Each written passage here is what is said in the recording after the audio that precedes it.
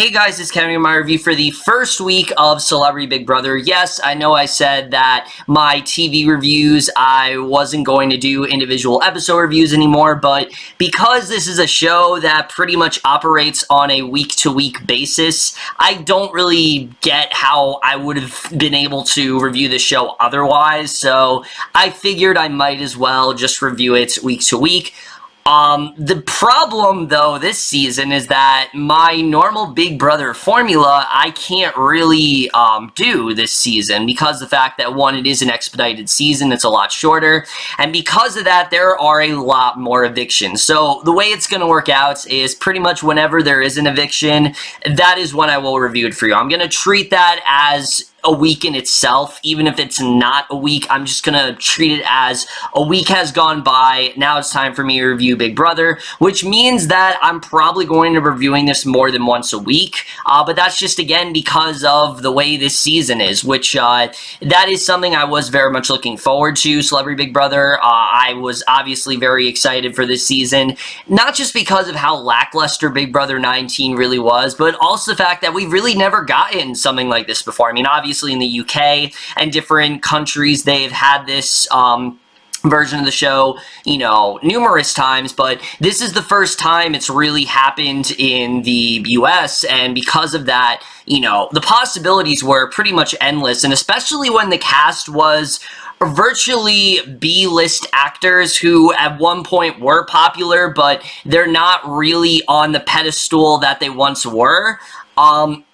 I thought that was a really smart idea because these aren't people who are just there for exposure. They're not there because of the fact that, you know, they're just trying to, you know, further their culture and further their status as this celebrity. That's not why they're here, and that's something I really did love right off the bat. And I gotta say, this first week, I'm absolutely loving this season. I really did love what we got with this first week. There's already so much more gameplay going on in this week than like the last two seasons combined, and there's really so much to talk about. So we're just gonna jump right into it. Right off the bat, I really want to talk about the amount of strategizing that's been going on in this first week, because there really is a lot of stuff that's been going on. And again, it's really impressed me. I mean, again, the amount of stuff we've got in the first 3 episodes, this is more gameplay than I've seen in even regular Big Brother seasons, not just the past 2, but just on a regular season. I mean, there's been so much gameplay crammed in here, and I think right off the bat, there was just so much great stuff going on. I loved that all the girls band together. I thought that was such a smart idea because for the first time in a while, the girls are actually outnumbering the guys, and that doesn't really happen a lot in Big Brother. Most times it's the guys who are in power, and, you know, there's like one dominant male, and he kind of oversees everything, i.e. Paul, i.e. You know, Derek. You know, usually that's kind of who we have for the season. This season is a lot different than that so far, and that's something I really do love. I like that the girls are mostly in power, and for the most part, they're all really likable. I mean, you have someone like Shannon Elizabeth, who knows the show so well. She basically is, you know, as big of a super fan as you could possibly get. You know, she's watched the feeds 24/7. She's seen the show from the beginning. You know, she went into this game knowing exactly, you know, what she wanted to do. She really did set this path for herself, and that's something I really did love about Shannon in this game. We'll get to her in a little bit because I do think she needs to pump the brakes a little bit, but I am liking what we're getting from her so far. I think she's definitely doing a really great job so far this season. Omarosa, let's talk about Omarosa, because a lot of people are very worried about her going into this game because she has a reputation to be very bitchy and very unlikable. Now, I am not someone that watched The Apprentice. I've never really had much interest in that show. Big Brother is really the only reality show I watch on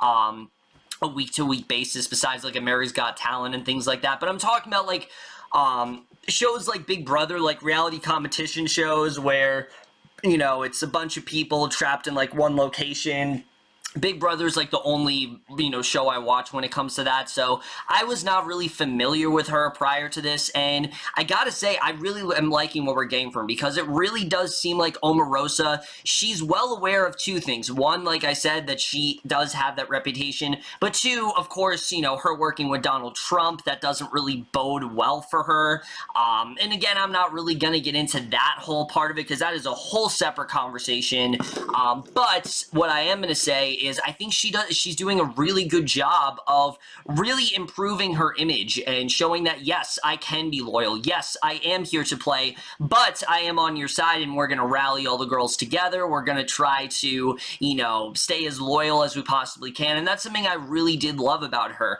And what's so great about Omarosa is she says everything in this same tone that not only do you feel like, she's 100% loyal, but you also feel like she's always, in power, and you always feel like you are guilty if she's talking in this certain way, and she's doing a really good job of being that enforcer and being that one who's very intimidating, but not what you typically see, and it's just very different from what we usually get in a Big Brother season, because she's not, usually we get, like, really loud DRs, and this is when people really get the chance to express themselves, but Omarosa rarely ever yells. I don't know if she's ever yelled, but rarely has she, she has yet to really blow up on this season. I don't know if she's going to. I've heard that's one of the biggest, that's one of her biggest personas, is that she really keeps herself pretty calm, and she really keeps her anger boggled up inside of her, and that's just kind of who she is, and that's something I really am liking from her so far. So, like I said, I really like what we got from her in this first week. I thought overall she did a really great job. Definitely really interested in seeing where she's gonna go. Now, the rest of the girls here, this week, they don't really do a whole lot. I mean, sure, they make a lot of major decisions, but someone like Marissa, Jaret, Winokur, or Brandi Glanville, or Ariadna Gutiérrez, they don't really play that big of a role. They just are kind of in the group, and they do obviously have their own views and things like that, but the girls are pretty much working in unison until something happens, which we're going to get into that when that certain thing does happen, but the girls are pretty much working in unison together, so you can't really say too much about them, but like I said, I just like seeing everyone working together for the most part. Definitely really did enjoy that overall, and I thought that definitely was really great to see. I really did like seeing all these people working together, and I thought that worked very well for them here. Now, in terms of the guys here are much more under the radar because the girls really are outnumbering them. Besides Ross Mathews and one other person. Ross Mathews, though, in particular, I thought was probably one of the smartest out of the entire group because he really had a pretty big, he made a pretty big revelation here where he thought, I mean, I have a choice here because I could ally with the guys, but I would obviously be outnumbering myself if I do that because there aren't as many of us and we're not really well liked by the girls. We're pretty much target number one for them. So maybe I should just ally with the girls because of the fact that not just because he's gay. Obviously, that is something that I think we kind of expected, but that's not the reason why he's allying with them. He's allying with them clearly based on a number, and I thought that was honestly very smart. He really is looking at this as a numbers game, and that is a very good way to look at Big Brother, and I think that's something that we don't really see a lot of in the game anymore. We don't really see people look at this as a numbers game. It's more about, oh, who has a better chance of, taking me to the end? Who has a better chance of, never taking me out, but he really is looking at it as, okay, who has, the greater numbers, and obviously it is a, girls to guys ratio. The girls very much outweigh the guys in that regard, so I thought it was very smart for him to ally with them. I definitely did enjoy seeing that, and he's great so far. I think out of everyone, Ross Mathews definitely has the greatest chance of winning. No one's really thinking about targeting him right now. He's just in a very good position, and I'm very much looking forward to seeing what he does throughout the season because he really is fantastic. I really am loving what we're getting from him. In terms of the rest of the guys, though, no one really sticks out. We'll get to them in a second, but someone we really got to talk about is James Maslow because he surprisingly was the person I was actually most familiar with. Obviously, Ross Mathews and, Shannon, people like that I did know of, but James Maslow, for some reason, the first one that stuck out to me, and that's because I did, in fact, grow up with Big Time Rush when I was younger. I watched that show on Nickelodeon. He was fun on that show, but let me just say, his cockiness this season, I think this is the first season of Big Brother where that cockiness is actually welcome, because usually what it is we have someone that's arrogant and whiny, and they're just very unlikable. But James Maslow, because of the fact that he is a YouTube personality, he really is taking this into his advantage. And he knows very well that he is going to be in the DR and that people want these entertaining DRs. And that's exactly what James is giving them, because James is the perfect example of someone who is very conniving, who always talks in this asshole-ish tone and always seems to talk this way and basically talk down to everyone, and I'm better than everyone else, but there's something actually endearing about that. There's something fun about that. And I'm not at all saying that I'm rooting for James, but I definitely want him to be here for a while because he's going to be a lot of fun to watch this season. He very well knows that, like I said, that there is a DR and that he can use this to his advantage, and it's almost as if he's doing a YouTube vlog. And sure, James might not really have a good read on the game at all, but it's a lot of fun to watch, and I think he really is that villain that we've kind of been clamoring for a while, and I think definitely he's going to be a lot of fun to watch this season. So James Maslow, really like what we got from him. He was definitely a lot of fun here. Now, in terms of the rest of the guys, there really isn't a lot to say there. Mark McGrath, I did like what we got from him. He was definitely a lot of fun in these first 3 episodes. Metta World Peace, let's talk about him, because he really is one of the guys that does stand out the most, and not really in the best way. He's someone who, I think he came onto the show and didn't really understand what he signed up for.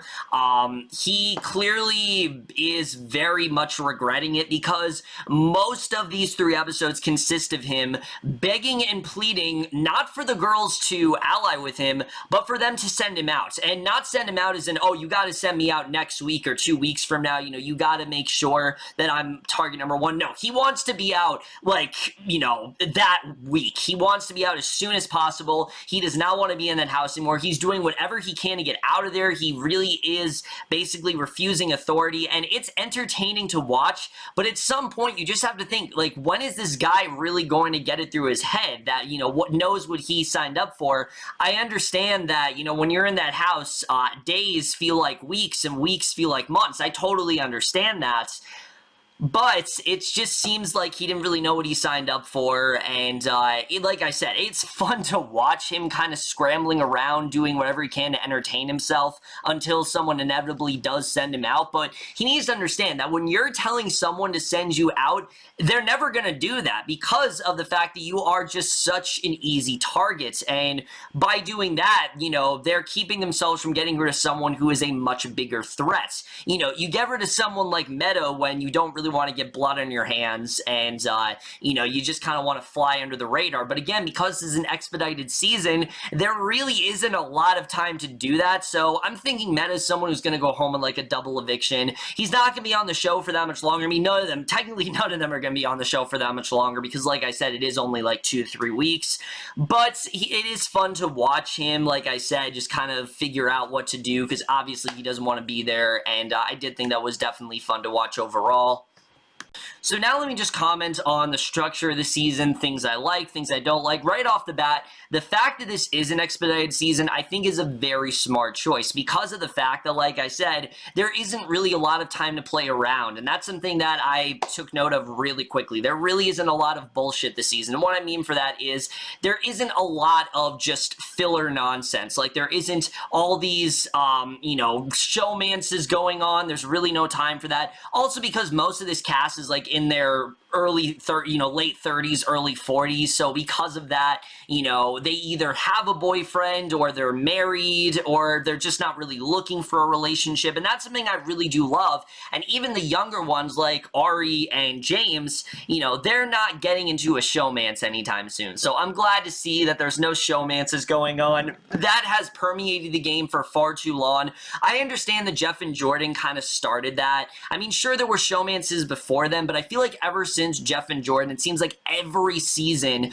there's some kind of showmance. And I'm glad to see that this season they're kind of backpedaling on that a little bit because, again, I don't mind showmances, but it seems like whenever someone's involved in that, that's all they think about. They just think about their significant other. They're not really focusing on the game. And that's kind of what killed Jessica and Cody's game, because I said this in Big Brother 19, that when they played separately, they were both really good, but when they played together, that's really was the downfall. That's really when,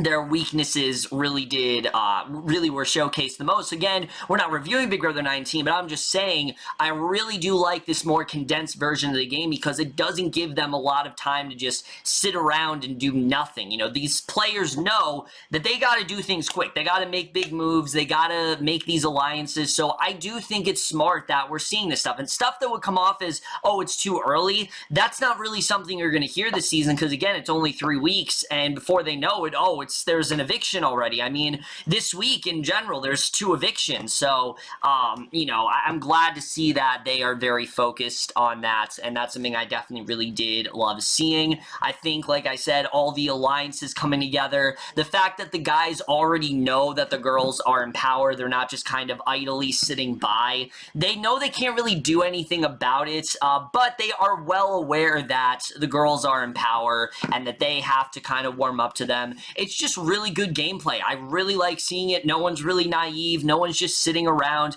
Even someone like Mark, who's not really making a lot of connections, he's at least trying. He's not just sitting around doing nothing. He is trying to make some solid connections. It's not really going in his favor, but that's not necessarily his fault. And a lot of people have compared that to Kevin of last season, and I always said I think Kevin was someone who was more than willing to play. It's just nothing ever went in his favor, and that's very similar to Mark. He's the oldest person on the cast. He's just not really making a lot of solid connections, and again, it's not really going his way.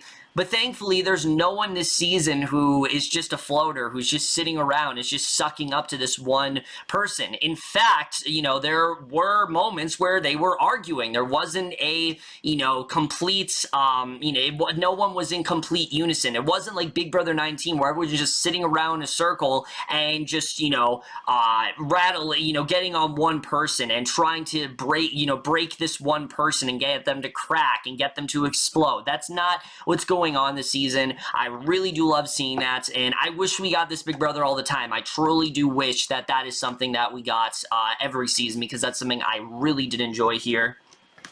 Also, I will say that I actually was very happy to see that despite the fact that Omarosa and Keshia, they're coming in and they are definitely very controversial castings, obviously because of Keshia being associated with Bill Cosby, Omarosa being associated with Donald Trump. I'm glad to see that's not overcrowding the entire season, because when they were casted, I was kind of worried there was going to be a lot of conversation about that, and so far, we only really got that in episode 2. There were like 2 conversations about that. This was kind of one of the mutual connections that the 2 of them do have. That's why Keshia and Omarosa have become so close, or at least that's what she wants everyone to think. Also, Ross and Omarosa had a conversation about Donald Trump, and Omarosa said that she really wasn't a fan of him and that she was kind of horrified by a lot of the stuff he did. But again, I think that's less of what Omarosa actually thinks and more of just her way of kind of winning everyone on her side and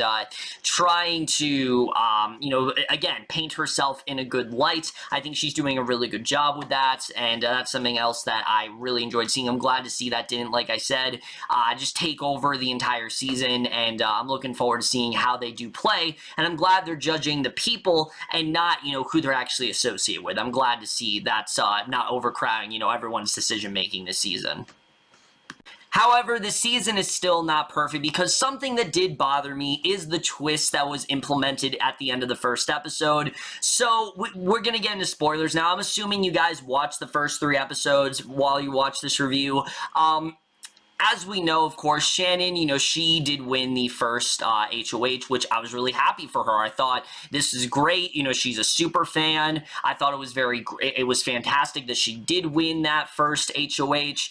But of course, then Julie has to drop a bombshell and tell them that this is not actually what's going on. There is a prize in these gift bags. Some of them have swag, but some of them have something much greater than that, a power that could change everything. And it turns out that power is the recast power, where basically if someone is given this power, they are able to then basically automatically become the HOH. So it's pretty much done on a whim. It's completely random, and I just didn't really understand this. Now, again, I understand the game's expedited. I completely get that, but it just really was kind of a unfair to Shannon. I really did feel like it was. It'd be unfair to anyone, but just in general, I just feel like this was not the right time for this to happen. In an expedited season, we don't need a twist. Usually, the reason Big Brother would do a twist is because they need to keep the season moving and they need to keep things interesting, and because the fact that it is so long. When you have a short season, you don't really need a twist, so I really did not see the need for this. I don't understand why they wanted to go in this direction. Turns out Keshia ended up being the HOH, which, again, it's fine, obviously, because, I mean, nothing really changed. She had basically the same exact nominees that Shannon would have had, but I just thought it was kind of dumb. I really did not see the need for it. I don't think they needed to put it in. I don't think they really need to add this twist in here, especially, like I said, in a short season. The house guests are entertaining enough that we don't really need a twist. It's similar to Big Brother 17, where I thought the house guests in general, they were so great that they didn't even need that twist. Remember the Big Brother takeover? That was completely removed. That's, again, because the house guests were so great and they just didn't need it, and I think that really does apply here. So I really didn't see the need for that. I thought it was really unnecessary, and you very well could have left that out of here. Which, let's just get to what happens from there, because the other big thing I will say is, as much as I do like Shannon Elizabeth, I really do think she's overplaying. I mean, I understand, you won HOH, and that's great. It is a good thing to win the first HOH. I always say if you really want to be successful in this game, you kind of want to refrain from doing that. So someone like a Ross or an Omarosa, that's someone to really watch out for, because of the fact that, like I said, they didn't win HOH. They still have a chance to do it further down the line.